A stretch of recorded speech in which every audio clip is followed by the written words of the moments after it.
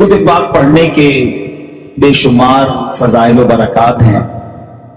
ہمارے آخری نبی صلی اللہ علیہ وسلم ارشاد فرماتے ہیں، اللہ پاک کی خاطر آپس میں محبت رکھنے والے جب آپس میں ملیں اور مصافحہ کریں یعنی ہاتھ ملائیں اور نبی علیہ الصلوۃ والسلام پر درود بھیجیں تو ان کے جدا ہونے سے پہلے ان دونوں کے اگلے پچھلے گناہ بخش دیے جاتے ہیں۔ کتنا آسان ہے سبحان اللہ برکتیں لوٹنا۔ اللہ کی رضا کے لیے پہلے محبت ہو اور کوئی غرض نہ ہو، مسلمان ہے میرا بھائی، اس کے بعد سلام کریں اور مصافحہ کریں، ہاتھ ملائیں اور پھر نبی پاک علیہ الصلوۃ والسلام پر درود بھیجیں۔ فرمایا دونوں کے جدا ہونے سے پہلے اگلے پچھلے گناہ بخش دیے جائیں۔ اچھے سے دو باتیں سیکھنے کو مل رہی ہیں، ایک تو درود پاک کی فضیلت، دوسرا ہماری شریعت کو مطلوب کیا ہے، شریعت کیا چاہتی ہے، دین کیا چاہتا ہے کہ مسلمان آپس میں محبت سے رہیں، پیار سے رہیں، ایک دوسرے سے خیال رکھیں، ایک دوسرے کا لڑائی جھگڑا نہ کریں۔ مطلب میں کسی سے محبت سے مل رہا ہوں تو اس میں اللہ کی کون سی عبادت کر رہا ہوں، دیکھا جائے تو کون سی نماز پڑھی، تلاوت کی، ذکر کیا، تو بندے سے محبت سے مل رہا ہوں، پیار سے مل رہا ہوں تو سبحان اللہ، اللہ گناہ معاف فرما دیتا ہے۔ کہتے ہیں نا مسکرانا بھی صدقہ ہے، تو مسکرانے سے میں رب کی کون سی عبادت کر رہا ہوں، لیکن میں مسکراتا ہوں تو سامنے والا بھی مسکراتا ہے، اس کو اچھا لگتا ہے۔ تو اگر اس کو غور سے دیکھیں نا تو شریعت یہ چاہتی ہے کہ مسلمان ایک دوسرے کے خیر خواہ بن کر پیار سے رہیں، لڑائی نہ کریں، جھگڑا نہ کریں۔ تو اس کا مطلب دنیا میں اگر کوئی سب سے زیادہ پیسفل ریلیجن ہے، سب سے زیادہ امن کا درس دینے والا کوئی مذہب ہے تو وہ ہمارا پیارا مذہب اسلام ہے۔ اور دوسرا نبی پاک علیہ الصلوۃ والسلام پر درود بھیجنا، یہ کمال کا وظیفہ ہے، یقین کرو سارے غم دور کر دیتا ہے۔ اب اعلیٰ حضرت امام اہل سنت کی بات کرنی ہو، علماء بیٹھے ہیں، مبلغین بیٹھے ہیں، بڑا مشکل ہے ان پر بات کرنا، کیونکہ اس قدر کوالٹیز ہیں، اتنے آپ کے فضائل ہیں اور اتنی چیزوں میں آپ پر بات کی جا سکتی ہے کہ بندہ کہے بات شروع کدھر سے کروں اور ختم کدھر سے کروں۔ یعنی علم کی بات کریں تو اعلیٰ حضرت امام اہل سنت علم کا پہاڑ نظر آتے ہیں۔ آپ نے اتنے فتاوی لکھے اور ایسے فتاوی لکھے ہیں کہ آج بھی بڑے بڑے علماء حیران ہیں کہ اللہ نے ایک شخصیت کو علم دیا تو کتنا دیا۔ اچھا، اس پر بڑی ڈیبیٹ ہوئی کہ اعلیٰ حضرت کو کتنے علوم پر مہارت تھی۔ سید اعلیٰ حضرت وہ ہستی ہیں جو تھوڑا بہت کالج یونیورسٹی کو سمجھتے ہیں کہ شخصیات پر پی ایچ ڈی کی جاتی ہے۔ اعلیٰ حضرت وہ ہیں کہ آپ کے کئی علوم پر لوگ پی ایچ ڈی کر رہے ہیں، آپ کے ترجمہ قرآن پر پی ایچ ڈی ہو رہی ہے، آپ کی شاعری پر پی ایچ ڈی ہو رہی ہے، آپ کی فقاہت پر، آپ کی ذہانت پر، آپ کے فتاووں پر، ایک سبجیکٹ پر لوگ پی ایچ ڈی کر رہے ہیں، تو خود اعلیٰ حضرت کے علم کا عالم کیا ہوگا۔ تو علماء نے کہا کہ سیدی اعلیٰ حضرت پہلے ایک تحقیق آئی کہ جناب 56 علوم پر، دیکھیں جو ماسٹرز کرتے ہیں، جو اسٹوڈنٹس ہیں میری بات جلدی سمجھیں گے، کچھ لوگ ہیں جو سائنس میں ماسٹر کر لیتے ہیں، کچھ میتھس میں ماسٹر کر لیتے ہیں، تو نارملی ہم نے دیکھا ہے کہ ایک بندہ 2 یا 3 سبجیکٹ میں، وہ بھی بڑا کمال کا ہو تو وہ ماسٹرز کر سکتا ہے، ورنہ 2-3 سبجیکٹ کی بڑی بات ہوتی ہے۔ اعلیٰ حضرت کے بارے میں آتا تھا کہ سیدی اعلیٰ حضرت کو 56 سے زیادہ علوم پر مہارت حاصل تھی۔ پھر اور تحقیق کی گئی تو بتایا گیا 100 سے زیادہ علوم پر آپ کو ایسی مہارت تھی کہ بڑے بڑے ماہرین حیران ہو جاتے تھے۔ اچھا، پھر علماء نے اور خوبصورت بات کہی کہ یہ ہمیں کیسے پتا چلا کہ 100 علوم تھے۔ مسئلہ یہ ہوا کہ اعلیٰ حضرت کو کتنے علوم پر مہارت حاصل ہے یہ ہم کو نہیں پتا، جس نے جس معاملے میں مسئلہ پوچھا اعلیٰ حضرت نے اس کا جواب عطا فرما دیا۔ تو 100 علوم پر سوال آئے، انہوں نے 100 علوم پر جواب دے دیے۔ میتھمیٹکس کا سوال آیا تو میتھمیٹکس کا جواب دیا، فقہ کا سوال آیا تو فقہ کا جواب دیا، حدیث کا سوال آیا تو حدیث کا جواب دیا، بلاغت کا سوال آیا بلاغت کا جواب دیا، انگریزی میں سوال آیا تو انگریزی میں جواب دیا، ہندی میں سوال آیا ہندی میں جواب دیا، فارسی میں سوال آیا فارسی میں جواب دیا، اردو میں سوال آیا اردو میں جواب دیا۔ اعلیٰ حضرت سے نظم کے ذریعے، اشعار کے ذریعے سوال پوچھے گئے، میرے رضا نے اشعار میں جواب عطا فرمایا۔ علماء کہتے ہیں جو پوچھا گیا اعلیٰ حضرت نے عطا فرمایا۔ ان کے پاس کتنا علم تھا وہ رب جانے، جو دینے والا یا اعلیٰ حضرت جانے کتنا علم ہے۔ علم کا سمندر ہے۔ جبھی تو شاعر کہتے ہیں نا، احمد رضا کا تازہ گلستان ہے آج بھی، خورشید علم ان کا درخشاں ہے آج بھی، سب ان سے جلنے والوں کے گل ہو گئے چراغ، احمد رضا کی شمع فروزاں ہے آج بھی، خدمت قرآن پاک کی وہ لاجواب کی، راضی رضا سے صاحب قرآن ہے آج بھی۔ اللہ اکبر۔ اب آپ کے علم پر بات تو علماء کریں، یہ مفتیان کرام کی شان ہے، ہم جیسے کم علموں کا کام نہیں۔ اب بات کرتے ہیں سیدی اعلیٰ حضرت کا ایک ایسا وصف کہ اعلیٰ حضرت کا تعارف کمپلیٹ نہیں ہو سکتا جب تک اعلیٰ حضرت کے عشق رسول پر بات نہ کی جائے۔ آپ کی ایسی پہچان بن گیا کہ آج بھی دنیا بھر میں جب اعلیٰ حضرت کے نام کا نعرہ لگایا جاتا ہے تو ایک لفظ کہا جاتا ہے اور بتاتا ہے وہ لفظ کہ یہ شخصیت کس قدر سچے عاشق رسول ہیں، اور وہ نعرہ کیا ہے؟ عشق و محبت، عشق و محبت، اعلیٰ حضرت، اعلیٰ حضرت، عشق و محبت، عشق و محبت، عشق و محبت، عشق و محبت۔ کیا بات ہے، 100 سال سے زیادہ وقت گزر گیا ہے مگر آج بھی آپ ہمیں سکھاتے ہیں کہ عشق رسول کرنا کیسے ہے۔ انسٹیٹیوٹ ہیں، اگر کسی کو سمجھنا ہے نا کہ میں نبی پاک سے سچا پیار کیسے کر سکتا ہوں، پیارے آقا علیہ الصلوۃ والسلام سے سچی محبت کیسے کر سکتا ہوں، تو بریلی کے تاجدار سے سیکھے کہ نبی پاک کا عشق کیسے ہوتا ہے، محبت کیسے ہوتی ہے، فنا فی رسول اللہ کیسے ہوتا ہے۔ اللہ اکبر۔ ایک شعر میں اعلیٰ حضرت بڑی پیاری بات کہتے ہیں، آپ کہتے ہیں جان ہے عشق مصطفیٰ روز فضو کرے خدا، کہتے ہیں یہ عشق مصطفیٰ تو میری جان ہے، اے اللہ اس کو اور بڑھا دے، یہ بڑھتا رہے کبھی کم نہ ہو۔ مگر اگلے شعر میں بڑی نرالی بات کرتے ہیں، کہتے ہیں جس کو ہو درد کا مزہ نازے دوا اٹھائے کیوں۔ ارے جناب درد میں کب سے مزہ آنا شروع ہو گیا؟ درد آتا ہے تو بندہ ڈاکٹر کے پاس بھاگتا ہے، دوائی ڈھونڈتا ہے، جناب دوائی دو، درد ہو رہا ہے۔ مگر یہ کیسی بات کر رہی کہ درد کا مزہ۔ اللہ اکبر۔ بریلی کے تاجدار سکھا رہے ہیں کہ دیکھو جب نبی پاک سے عشق ہوگا نا تو درد تو ضرور ہوگا، کیونکہ آقا کی یاد تڑ پائے گی، مدینے کی یاد تڑ پائے گی، آنکھیں آنسو بہائیں گی۔ پیارے آقا کے دل میں جب یاد ہوگی تو ایک کیفیت سی بنے گی، ایک دل میں درد اٹھے گا کہ میں کب آقا کے قدموں میں جاؤں گا۔ لیکن یہ درد کا مزہ بہت ہے، دیکھو دوائی نہیں چاہیے، یہ درد بڑھتا رہے گا تو پھر لطف بڑھ جائے گا۔ اعلیٰ حضرت کے برادری ہے نا مولانا حسن رضا خان صاحب، اسی طرح کی ایک اور بات لکھتے ہیں، آپ فرماتے ہیں میرے دل کو درد الفت وہ سکون دے الہی۔ درد الفت بھی کہہ رہے اور سکون بھی کہہ رہے ہیں۔ درد تو سکون کی اپوزٹ چیز ہے، جس کو درد ہو اس کو سکون نہیں ہوتا، جس کو سکون ہو اس کو درد نہیں ہوتا۔ مگر شہنشاہ سخن کہتے ہیں میرے دل کو درد الفت وہ سکون دے الہی، میری بے قراریوں کو نہ کبھی قرار آئے۔ اے اللہ بے قرار ہی رہوں، مجھے نہیں چاہیے وہ قرار، بس میں چاہتا ہوں کہ رات ہو اور محبوب کی یاد تڑپانے لگے، میں بے قرار ہو جایا کروں، میرے سامنے کوئی مدینے کا ذکر کرے تو میری آنکھوں سے آنسو بہے، میرے نبی پاک کا کوئی نام لے تو میں بے قرار ہو جاؤں کہ کب پیارے آقا کا دیدار نصیب ہوگا۔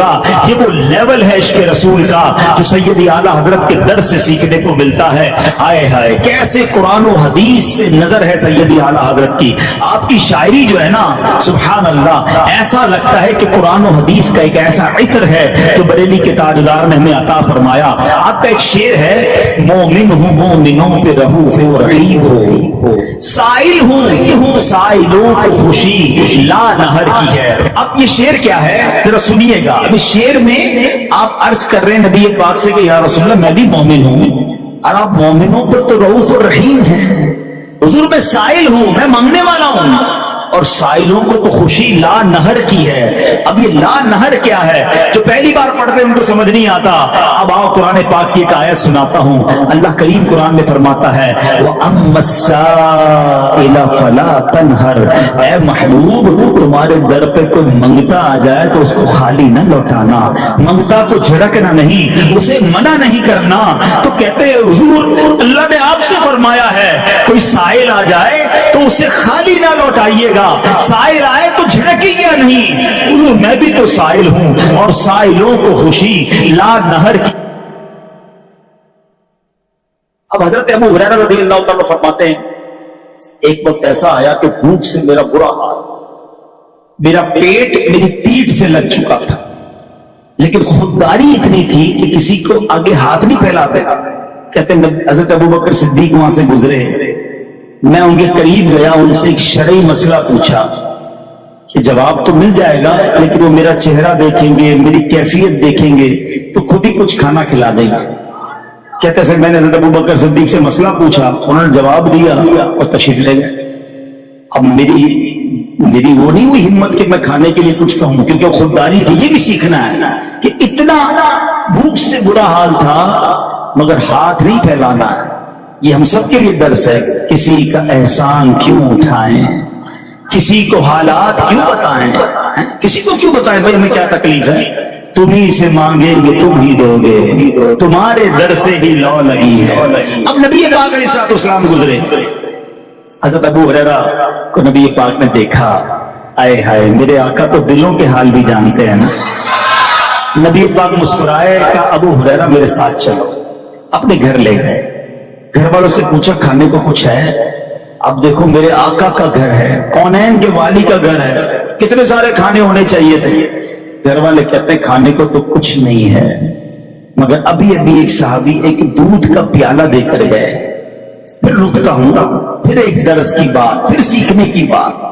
کبھی ہمارے گھر میں بھی کچھ کمی آ جاتی ہے, پسند کا کھانا نہیں ہوتا, تھوڑے پیسے کم ہو جاتے ہیں, نعمتیں کم ہو جاتی ہیں, کبھی فروٹ نہیں ملتا, کبھی کوئی چیز نہیں ملتی تو ہمیں برا لگتا ہے, ہم افسوس کرتے ہیں, لڑتے ہیں گھر والوں سے, یا معاذ اللہ کی بارگاہ میں شکوہ کرتے ہیں کہ یا اللہ ہمارے پاس تو نعمت ہی نہیں.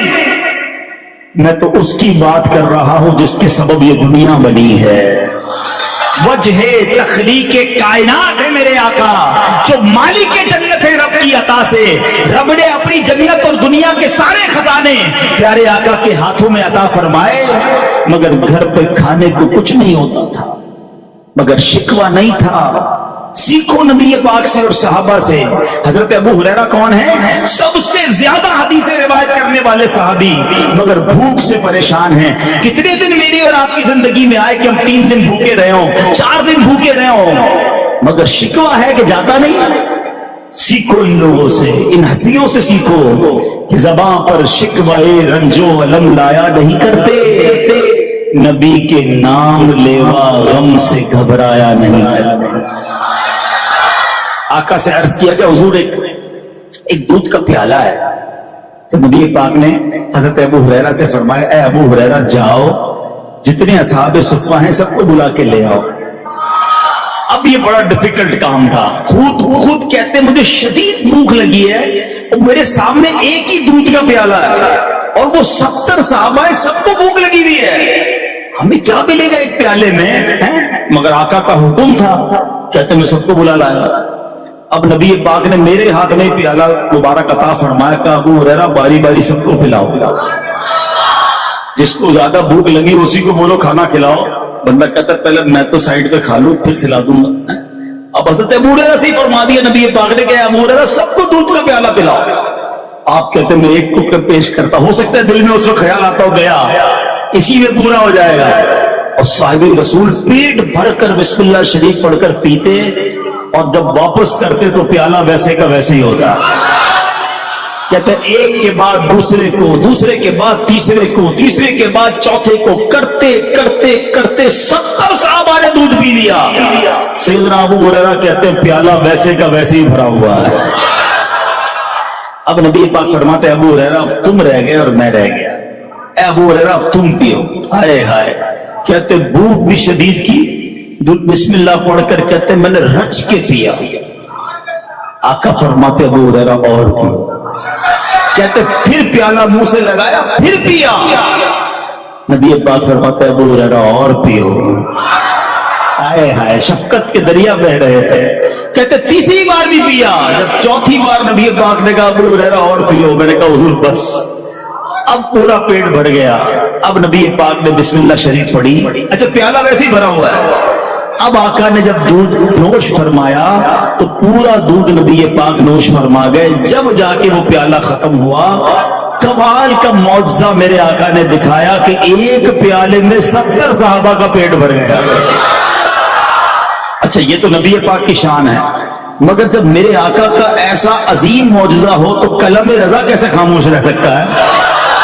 اب اعلیٰ حضرت نے یہاں کون سا شعر عطا فرمایا، کمال کا شعر۔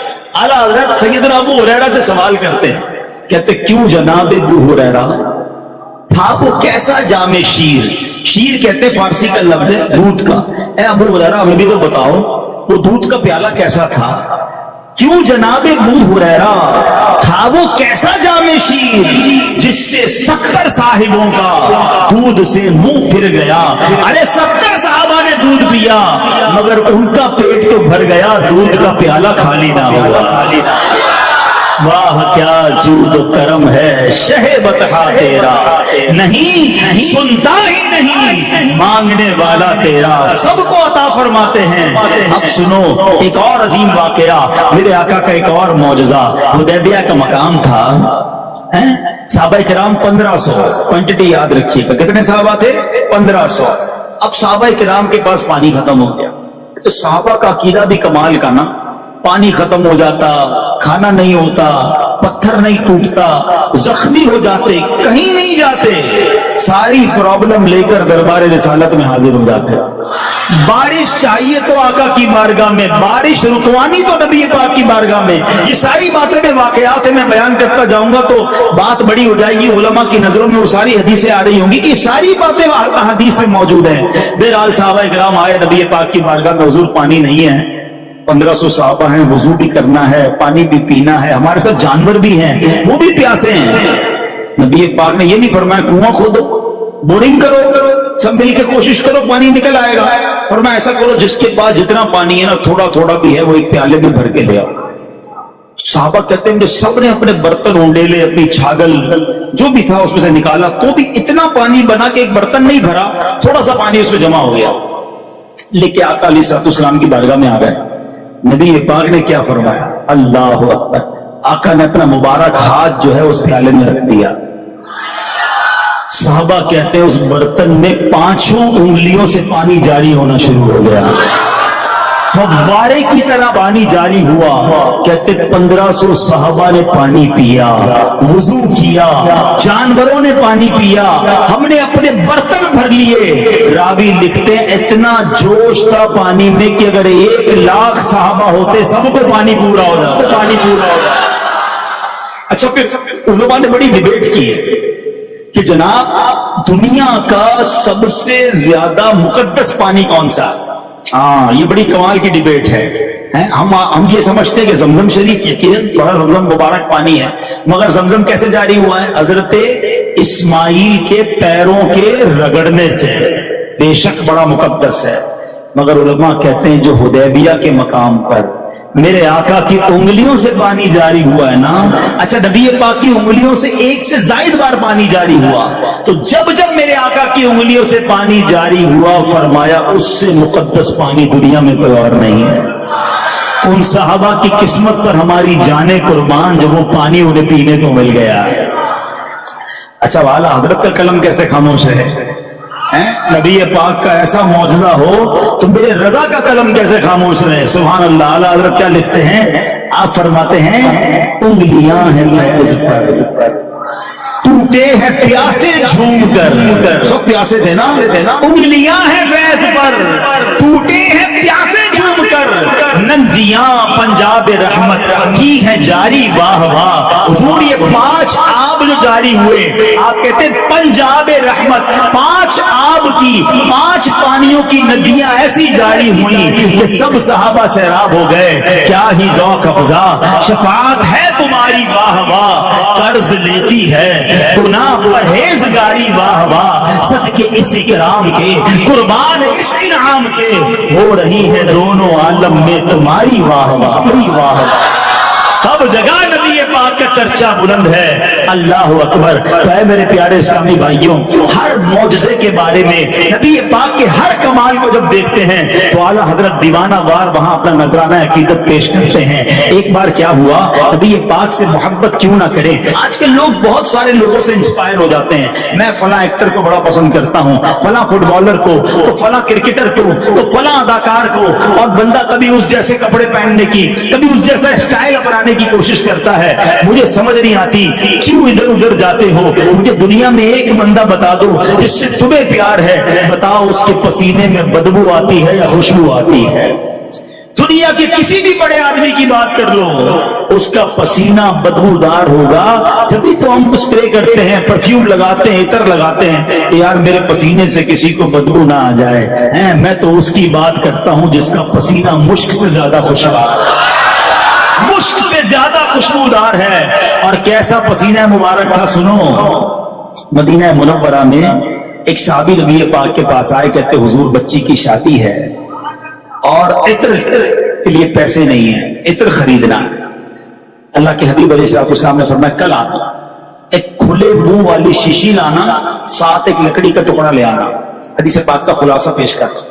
وہ دوسرے دن آئے تو شیشی بھی لے آئے، ایک لکڑی کا ٹکڑا بھی لے آئے۔ نبی پاک علیہ السلام نے اسی کے سامنے، ان صحابی کے سامنے ہی اپنے ہاتھوں سے پسینہ نکالنا شروع کیا۔ اچھا، نبی پاک کی بارگاہ میں پسینہ حاضری بھی بہت دیتا تھا، ہاں بہت پسینے کی حاضری ہوتی تھی۔ تو آقا نے پسینہ نکالنا شروع کیا اور وہ بوتل بھر دی اور فرمایا جاؤ اپنی بیٹی کو دے دو، دلہن کو، کہ اس کو استعمال کرے۔ صحابی بھی کیسے محبت کرنے والے، وہ دلہن بھی کیسی سعادت مند۔ یہ نہیں کہا بابا جان عطر منگایا، آپ نبی پاک کا پسینہ لے آئے، اس دلہن نے وہ استعمال کرنا شروع کیا۔ میں اور آج آپ عطر کی دکان پہ جاتے ہیں تو عطر والے کو کہتے ہیں ایسا عطر دو ذرا مہک زیادہ ہو، دور تک جائے۔ سنو، اس دلہن نے پسینہ لگایا، پورے مدینے میں خوشبو پھیلنے لگ گئی۔ اچھا، حدیث کے الفاظ ہیں، علماء بیٹھے، اس گھر کو مدینہ منورہ میں خوشبودار گھر کا نام دے دیا گیا، وہ گھر ہی مدینے میں مہکنے لگ گیا۔ اب میرے آقا کا ایسا کمال ہو تو میرے رضا کا قلم کیسے خاموش رہے؟ آپ کہتے ہیں واللہ جو مل جائے میرے گل کا پسینہ، واللہ جو مل جائے میرے گل کا پسینہ، مانگے نہ کبھی عطر نہ پھر چاہے دلہن پھول، کیونکہ سرتاب قدم ہے تنے سلطان زمن پھول، لب پھول، بدن پھول، زخم پھول، رہن پھول، ان کا بھی ہمارے تو ہلائے نہیں ہلتا۔ آقا تم چاہو تو ہو جائے ابھی کوہ مہن پھول۔ حضرت کی کس کس عشق کی ادا کی بات کریں، واللہ سیدی اعلیٰ حضرت پر قربان ہے، انہیں کو جی چاہتا ہے۔ آقا سے محبت کا عالم تو بڑا ہی نرالا تھا۔ سیدی اعلیٰ